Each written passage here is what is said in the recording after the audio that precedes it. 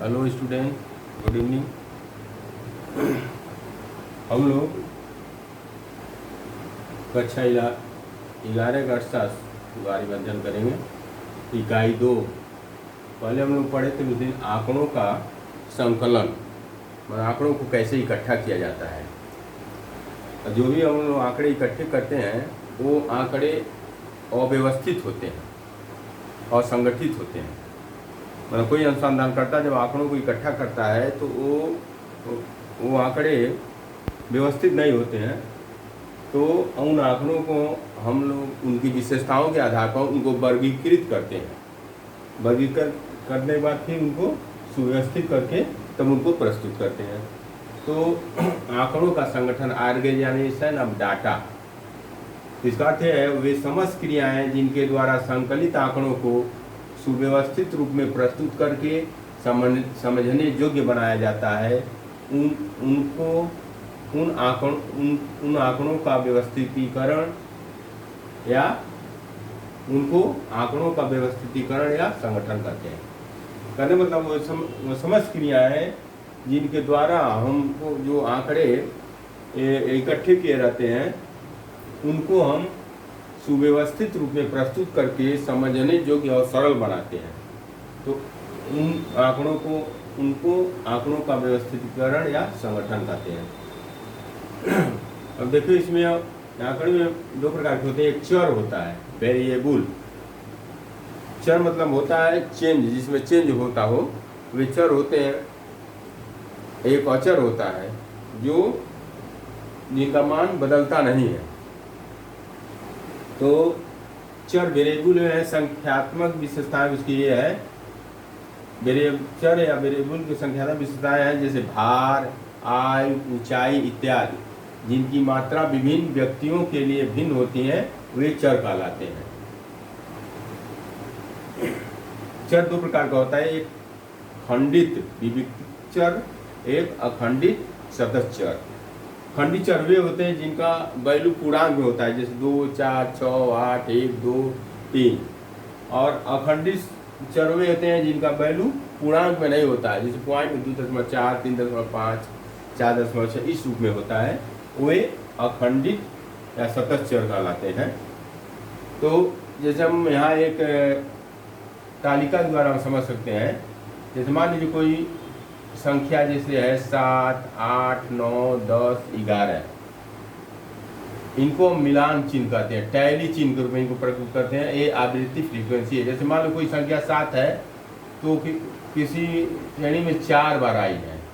8 संख्या जो है वो 7 बार आया है, 9 संख्या 13 बार आया है, और 10 संख्या 10 बार आया है, 11 संख्या 6 बार आया है। तो 7 संख्या 4 बार आया है तो हम इनको 4 बार लाइन खींचिए, 1, 2, 3, 4। और 8 संख्या 7 बार आया है तो देखिए, जब ये 4 लाइन खींच कर जब उसको हम एक ऐसे आड़े तिरछा मिला देते हैं तो 5 हो जाता है। तो इसको टैली चिन्ह कहते हैं। तो ये 5 हो गया और 2 7 हो गया, तो हमको 8 चाहिए, यानी 5 और 2 7 हो, ठीक है। 7 को हम इस पर लिखें, ये 5 हो गया, ये 2 7 हो गया। अब 9 को हम देखेंगे तो 9 में एक 5 और 4 9 होगा ना, ये नहीं रहेगा। ये 5 और 4 9,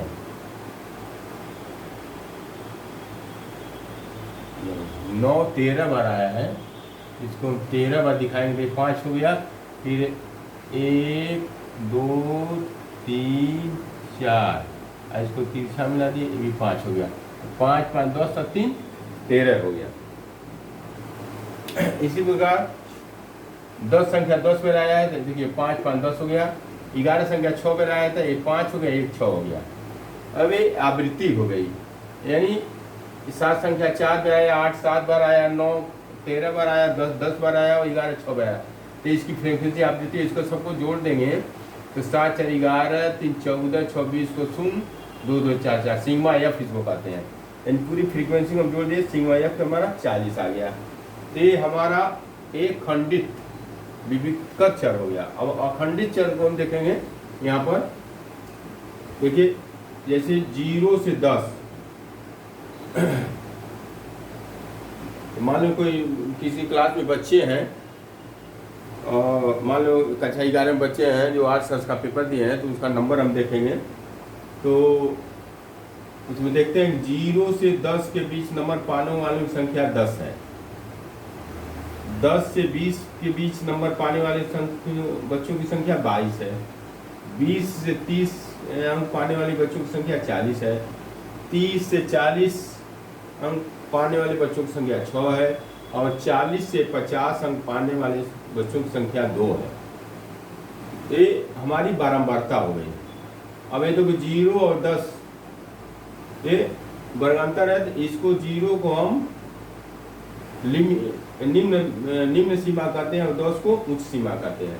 इसके बाद 10 से 20 है, 10 को निम्न सीमा कहेंगे, 20 को उच्च सीमा कहेंगे। इसमें 20 से 30 में 20 को निम्न सीमा कहेंगे, 30 को उच्च सीमा कहेंगे। 30 से 40 में 30 को निम्न सीमा और 40 को उच्च सीमा कहेंगे। 40 से 50 में 40 को निम्न सीमा और 50 को उच्च सीमा कहेंगे। अब इन दोनों का जब हम इन दोनों को जोड़कर 2 से भाग देंगे तो हमारा मध्य अंक निकलेगा, यानी 0 और 10। तो 0 और प्लस 10 जोड़ेंगे तो 10 हुआ, और 10 में 2 का भाग दे दिए तो 5 आएगा। 10 पर 0 तो 10/2 5, ये मध्य मूल कहलाता है MB। तो 5 हो गया। 10 से 20, 10 और 20 को जोड़ेंगे 30 हो गया, 2 का भाग देंगे 15 आएगा। 20 और 30 को जोड़ेंगे 50, 2 का भाग देंगे 25 आएगा। 30 से 40, 30 और 40 जोड़ेंगे 70, 2 का भाग देंगे 35 आएगा। 40 से 50, 40 और 50 को जोड़ेंगे तो 90, हम 90 में 2 का भाग दे देंगे तो 45 आएगा। तो ये इनका मध्य मूल्य हो गया, इन दोनों का मध्य मूल्य हो गया। ये बारंबारता। अब संचयी बारंबारता कैसे निकालते हैं, इधर देखिए संचयी बारंबारता ये हमारा हो गया 10। तो संचयी बारंबारता 10 से 10 को यहाँ लिख लेंगे, और फिर 10 को इस 22 में जोड़ेंगे, 22 10 32 हो गया। फिर 32 को 40 में जोड़ेंगे तो 72 हो गया। 72 में 6 जोड़ेंगे तो 78 हो गया। 78 में 2 जोड़ेंगे तो 80 हो गया। यानी संचयी बारंबारता की जो अंतिम अंक होगा, ये बारंबारता का जो जोड़ होगा उसके बराबर होगा। तो अब वर्ग सीमा हमने बताया कि ये निम्न सीमा को L1 और उस सीमा को L2 कहते हैं। तो वर्ग सीमा क्या हो गया, L1 0, L2 10। इसमें हो गया L1 10, L2 20। इसमें हो गया L1 20, L2 30। इसमें हो गया L1 30, L2 40। इसमें L1 40 रहा। यानी इसकी जो उच्च सीमा है पहले की, वो दूसरे की निम्न सीमा हो जाएगी। तो ये हमारा वर्ग सीमा हो गया L1 0, L2 10। वर्ग विस्तार इन दोनों का हमने देखा, तो L2 माइनस L1 वर्ग विस्तार देखना होगा, तो इसमें से इसको घटा देंगे। L2 माइनस L1, 10 में 0 जा 10 हो गया। इसका वर्ग विस्तार देखना हो तो 30 में 20 घटाएंगे 10 हो गया। इन सब में हम देखते हैं 10 का अंतर आ रहा है, तो वर्ग विस्तार निकालेंगे L2 माइनस L1, 10 में 0 10 हो गया। अब मध्य मूल्य हमने जोड़ा, मान इसका मध्य मूल्य निकालना है, तो L1 प्लस L2 अपन 2, यानी L2 प्लस L1 अपन 2। तो मान इसका निकाला हो तो 30 20 50/2 25 आ जाएगा। हमने इसका निकाला हुआ है यहाँ 0 और 10, 10 प्लस 0 2 5 आ गया। अब वर्ग आवृत्ति या बारंबारता, तो वर्ग आवृत्ति या बारंबारता इसको हम कहते हैं फ्रीक्वेंसी। यानी 5 से 10 के बीच कितनी संख्या आ रही है, 10 आ रही है, तो ये 10 क्या हो गया, बारंबारता हो गया। तो हमारा बारंबारता है 10 22 40 6 और 2 हो गया। इन सबका जोड़ होगा सीमा यह बराबर 80। अब वर्गांतर, तो वर्गांतर वर्ग की ऊपरी सीमा और निचली सीमा के अंतर को हम वर्गांतर कहते हैं। वर्ग की ऊपरी सीमा क्या है 30, निचली सीमा 20, दोनों का अंतर क्या हो गया 10। तो वर्गांतर इसमें 10 हो गया। अब देखिए जो भी आंकड़े हमको उपलब्ध होते हैं वो अव्यवस्थित होते हैं, वो क्रम से नहीं होते। तो उन आंकड़ों को हम आरोही या अवरोही क्रम में एकत्रित करते हैं। आरोही क्रम मतलब होता है नीचे से ऊपर, यानी चढ़ते हुए। अवरोही मतलब ऊपर से नीचे उतरते हुए। तो यहाँ हम देखें संख्या क्या है, ये संख्या देखिए हमारा 4 7 13 10 और 6 है। तो ये अव्यवस्थित है, क्रम से नहीं है। इनको हम आरोही क्रम में लिखेंगे तो सबसे बड़ी संख्या आरोही क्रम मतलब चढ़ते हुए। तो सबसे छोटी संख्या पहले 7 है, उसके बाद 6 है, उसके बाद 7 है, फिर 10 है, 13 है। तो अवरोही क्रम है 4 6 7 10 13 अवरोही क्रम हो गया। आरोही क्रम हो गया। अब अवरोही क्रम में हम देखेंगे ये तो इसी का उल्टा कर देंगे। अवरोही क्रम में सबसे बड़ी संख्या 13, उसके बाद 10, फिर 7, 6, 4, यानी इसको उल्टा अवरोही क्रम हो गया। इसको असेंडिंग और डिसेंडिंग ऑर्डर अंग्रेजी में कहते हैं। अब ये कच्चे अशुद्ध आंकड़े क्या होते हैं? तो कच्चे अशुद्ध आंकड़े वो होते हैं जिन्हें अनुसंधानकर्ता अपने अनुसंधान के दौरान आंकड़ों को एकत्रित करता है।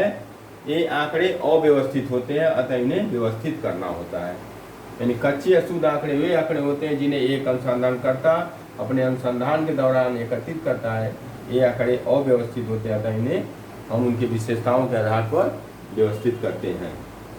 तो हम लोग का इसका दूसरा भाग हमने देखा लेक्चर 2 आंकड़ों का संगठन। अब हम तीसरा इसका हम लोग पढ़ेंगे अगले वीडियो में आंकड़ों का प्रस्तुतिकरण।